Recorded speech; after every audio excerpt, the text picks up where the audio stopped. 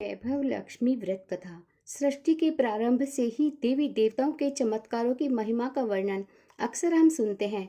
मातेश्वरी श्री वैभव लक्ष्मी की महिमा भी सर्व सुख देने वाली है।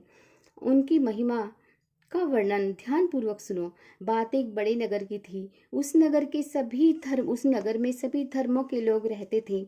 सबके अपने अपने कारोबार थे। सुख एवं दुख की परवाह नहीं थी। पूजा पाठ, भजन कीर्तन, दया भाव, परोपकार जैसे सत्कर्म लोगों में नहीं के बराबर देखने को मिलते थे। नगर में शराब, जुआ, चोरी, डकैती जैसे गुनाहों का तो बोलबाला था। ऐसे नगर के मध्य में एक भक्तिपूर्ण धार्मिक गृहस्थी का निवास था। वह गृहस्थी थी सुधा और उसके पति की। सुधा धार्मिक प्रकृति की संतोषी एवं सुशील स्त्री थी। दयालुता, सदाचार तो उसके रोम रोम में बसा था। सुधा और उसका पति लक्ष्मी नारायण के सुख से अपना जीवन व्यतीत करते थे। वे किसी से अपशब्द नहीं कहते थे और न ही किसी की बुराई करते थे। वे प्रभु भजन में अच्छी तरह से समय व्यतीत करते थे। इस तरह उनका जीवन चलता था। उनकी गृहस्थी नगर में आदर्श गृहस्थी के रूप में समझी जाती थी। परंतु ईश्वर की लीला को कौन जान पाया है। मनुष्य का भाग्य क्षण भर में राजा को रंक और रंक को राजा बना देता है। सुधा का पति बुरे लोगों से मित्रता कर बैठा। वह जुआ खेलने लगा, शराब पीने लगा। जो कुछ भी उसके पास पैसा एवं पत्नी का जेवर था, वो सब उसने जुए में गंवा दिया। वह बनना तो चाहता था करोड़पति, लेकिन उसके खराब भाग्य ने से सब अस्त व्यस्त हो गया और करोड़पति न बनकर वो फुटपाथ पर आ गया। अति दरिद्रता से परेशान होकर वह सुधा के साथ मारपीट करने लगा। सुधा ने परिवार पर संकट वे परेशानियों के बादल छा गए। अपना दुख किससे जाकर कहे। तभी उसके मन में एक विचार आया। जब कभी भी वह दुखी महसूस करती तो वह अपनी देवी माँ लक्ष्मी जी की आराधना करती थी। सुधा के घर में एक छोटा सा मंदिर था जिसमें मातेश्वरी श्री वैभव लक्ष्मी जी की प्रतिमा थी। उस प्रतिमा के सामने सुधा अपने मन की व्यथा रो रो कर कहती रहती थी। वह माँ से अपने संकटों से मुक्ति के उपाय जानने की कोशिश में रहती थी। बात एक रात की थी जब सुधा स्वप्न में अपनी माँ लक्ष्मी को अपने घर साक्षात आते देखा। जैसे ही वह माँ के स्वागत के लिए दौड़कर माँ के कदमों में गिर पड़ी। उसी समय आंखें खुल गई और वह नींद से जाग गई। कहते हैं कि जो सुबह प्रातः को देखा गया स्वप्न है वह सच हो जाता है। सुधा ने स्नान किया, स्वच्छ वस्त्र धारण किए और माँ की प्रतिमा के सामने बैठ गई और शुद्ध मन से माँ की आराधना की। करुणा भरे स्वर में अपने दुखों का वर्णन करने लगी। उसकी आंखें भीगी हुई थी। जब सुधा पूजा में लीन थी तो किसी ने घर के द्वार पर आवाज दी। सुधा के घर के द्वार पर एक वृद्धा खड़ी थी। उसके वस्त्र श्वेत थे, एक अजीब सी चमक थी।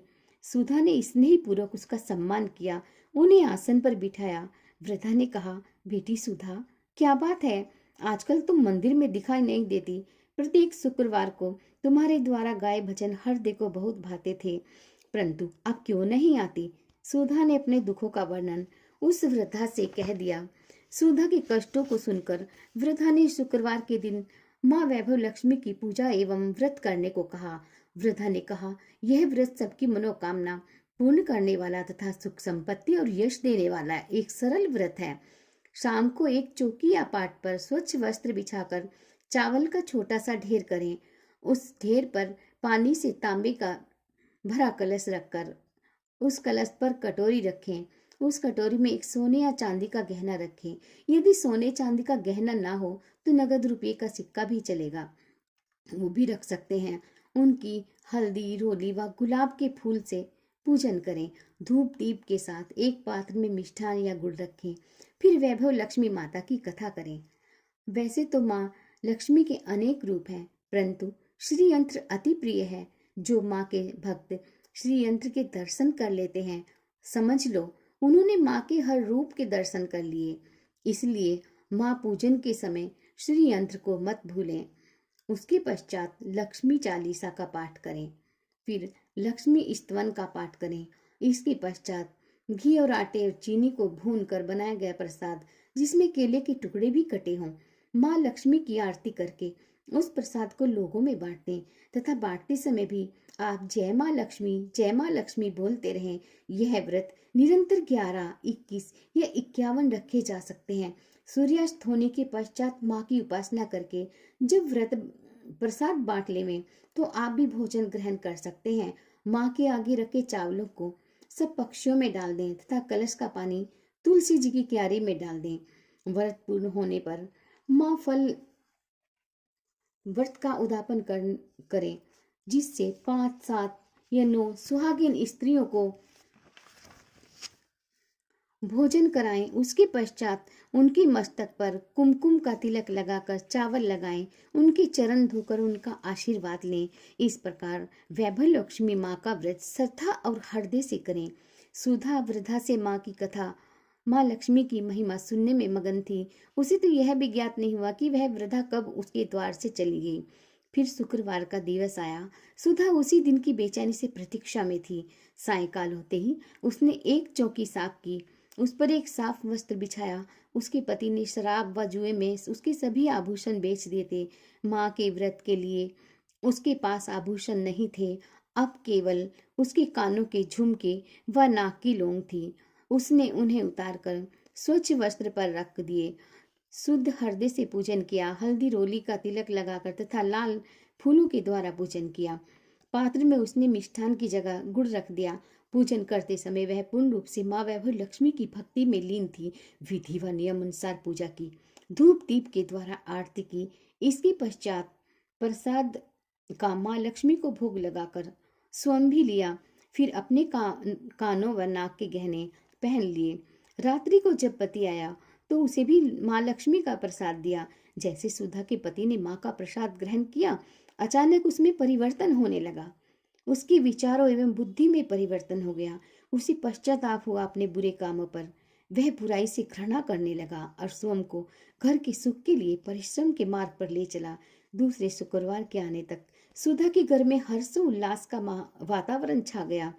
जैसे जैसे शुक्रवार बीतने लगे, वैभव लक्ष्मी माँ की कृपा से सुधा का भाग्य भी उज्जवल होने लगा।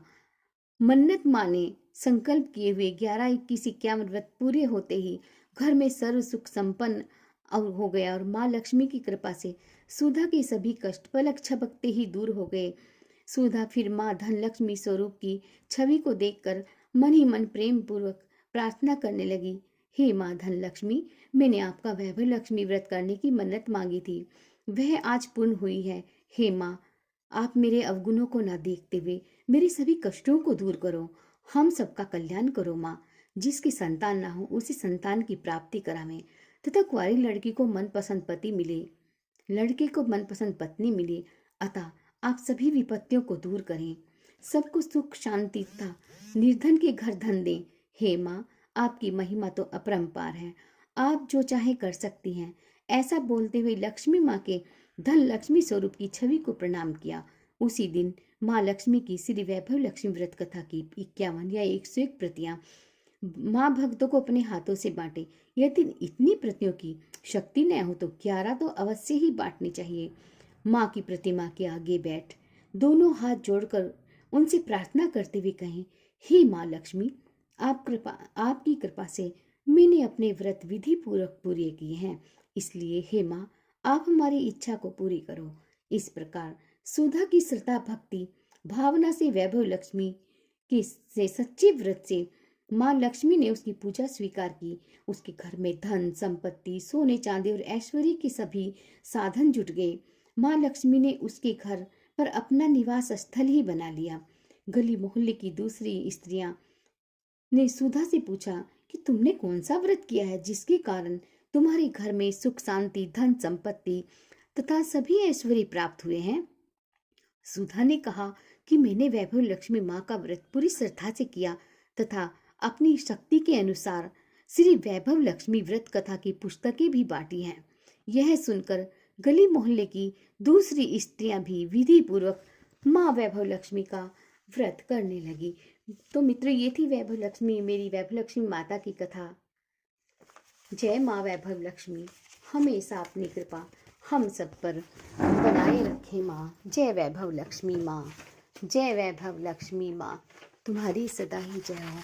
हे माँ, अपनी कृपा मेरे परिवार पर हमेशा बनाए रखो। हम सब पर अपनी कृपा बनाए रखो। हे महालक्ष्मी, आपकी सदा ही जय हो।